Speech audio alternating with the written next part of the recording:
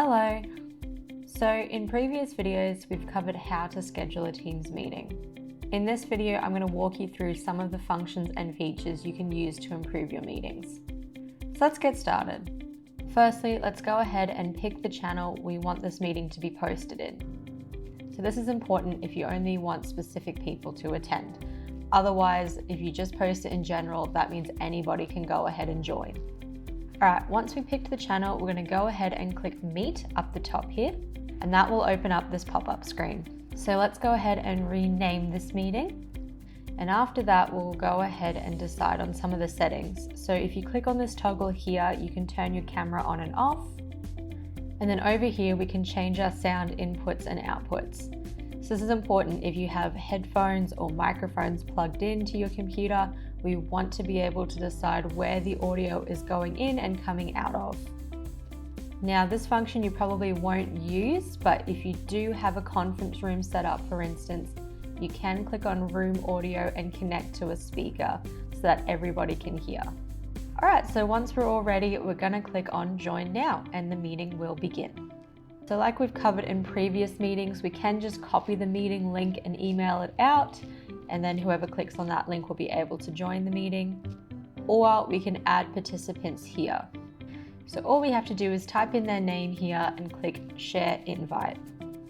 And if I go ahead and minimize this, you can see that the meeting has been posted in the marketing channel. So anybody who's part of that channel can just click on Join and be able to participate.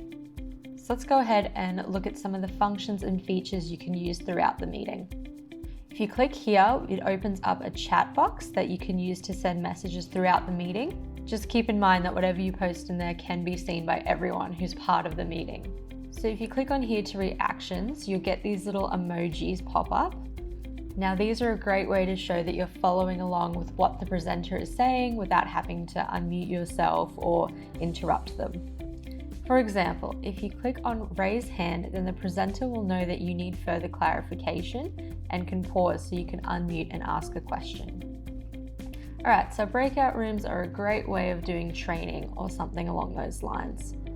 You can divide the meeting attendees into breakout rooms, which are smaller private meetings within the larger meeting.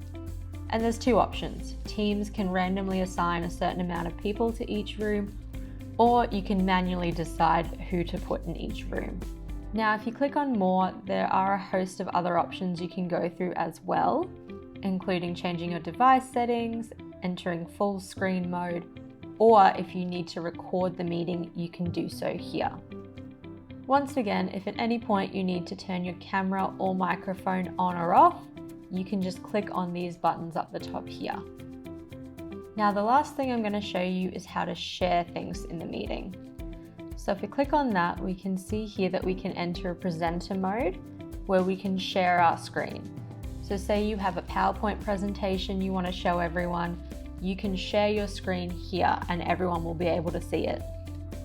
If we go down, we can also see that we have options here that we can share files to the meeting, or the last thing we can do is make a collaborative whiteboard. And you can see here, you can write things, add shapes or notes. Now, once we're finished, we can either leave or end meeting. If we just leave, then the meeting will continue on without us, but if we end it, then it finishes for everyone. And that's it.